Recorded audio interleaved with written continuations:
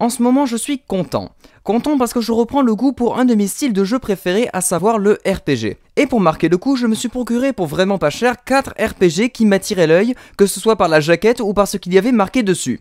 Du coup, je me suis procuré Dungeon Siege et je compte me faire toute la saga de 1 pour confirmer mon appréciation du genre hack and slash qui avait commencé avec Diablo, et de 2 parce que le 3 est développé par Obsidian Entertainment.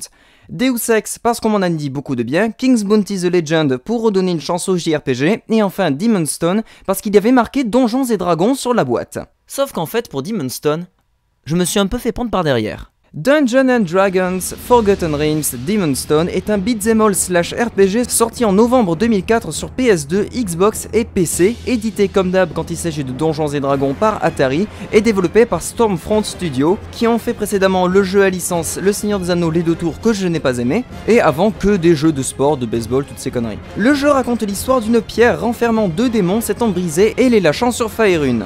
Un guerrier, une roublarde et un sorcier vont donc essayer de les arrêter et de les refermer dans une seconde pierre. Et c'est ça le premier défaut de ce foutu jeu. Son scénario tient sur un post-it. Et ce que je viens de vous raconter, c'est vraiment le scénario du début jusqu'à la fin.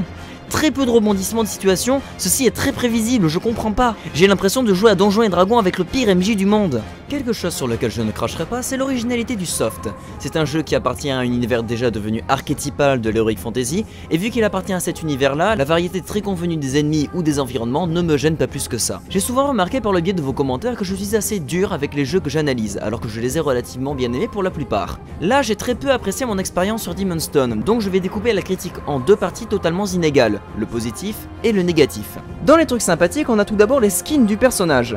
Les 3 héros sont très beaux et il n'y a aucun problème. L'évolution des costumes que l'on achète se fait très bien et la surcharge de plaques de métal sur le guerrier, de cuir sur la voleuse et de tissu sur le mage est très progressive.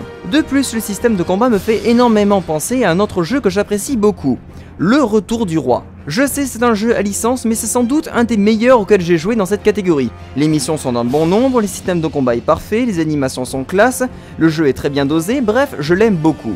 Et là, puisque c'est presque exactement le même, bah du coup, je l'aime tout autant, à part quelques aspects sur lesquels je reviendrai. Les combos et les techniques s'enchaînent très bien, et surtout, ce que j'exige d'un beat'em all, le personnage tape où je lui demande de taper la plupart du temps. Enfin, dernier point positif, le level design est très réussi. On a de tout, de la jungle, de la glace, des mines, des tours, bref, vraiment de quoi s'amuser. Surtout que les niveaux sont rejouables et surtout certaines phases de mini-jeux sont très plaisantes. Bonne transition pour parler de ce qui ne va absolument pas. Cette abondance d'environnement est complètement chaotique. La narration pue la mort. Par exemple, la présentation d'un personnage, c'est important pour connaître ses motivations, son caractère, pour pouvoir s'identifier à lui, quoi. Là, je n'ai pas de mots. Le guerrier arrive. Il voit un village, il va taper des orques. Il libère une voleuse qui va taper des orques à son tour. Et un sorcier arrive en tapant des orques qui les rejoint. Ces personnages ne m'intéressent pas, jeu. Qu'ils rentrent chez eux, bordel. Et c'est ça le souci majeur de ce jeu. Il ne prend le temps de rien. Les révélations sur les personnages se font au beau milieu d'un dialogue sans justification. Genre, au fait, je suis la descendante d'un peuple disparu. Voilà, je vous dis ça, ça peut être utile. Soignez vos personnages, bordel. Bref, je ne pense qu'il ne sert à rien de s'acharner plus que ça sur la narration foireuse du titre, vous avez compris que ça pue. Parlons maintenant un peu technique, avec les animations des cinématiques, c'est complètement foiré. Et le gros problème, c'est qu'on aimerait s'intéresser au dialogue, à l'intrigue, mais les bugs en plus des dialogues d'une pauvreté abyssale retirent toute immersion. Petit aparté à mes amis développeurs, évitez maintenant de mettre une fonction utile sur Alt gauche, c'est juste à côté du bouton Windows, et en jeu, quand on se plante, c'est très irritant, cordialement. Mais ce titre me montre que certaines mécaniques auxquelles on ne pense pas habituellement sont essentielles et qui sautent aux yeux quand elles manquent. Je parle de la notion d'impact.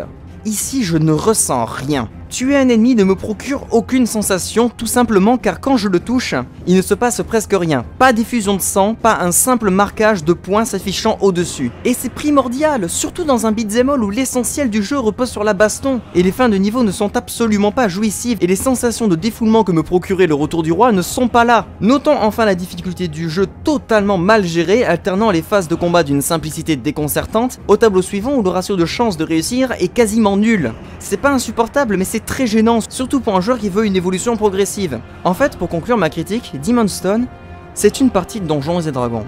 C'est une vraie partie, mais avec un pote qui fait sa première expérience en MJ et qui a dû improviser son scénario la veille. Ça a quelque chose de touchant en fait. Les combats sont moyens car il ne gère pas très bien les jets de dés, et il est 1000 fois trop précipité quand il veut raconter son histoire qui aurait pu être sympathique s'il développait mieux son intrigue. J'ai quand même un peu d'empathie sur ce jeu quand bien même il a failli me faire détruire mon PC à coups de chaise dans la gueule. Et puis si vous voulez retrouver un petit jeu pas cher qui vous rappelle les sensations de l'ère des beat'em all à l'époque de la PS2 à la Devil May Cry, ce jeu peut parfaitement remplir son contrat. Au fait, qui est-ce qui a écrit cette purge de scénario? Robert Anthony Salvatore? Attends, c'est le gars qui a juste écrit La Légende de Drizzt. Putain, ça fout un coup au moral.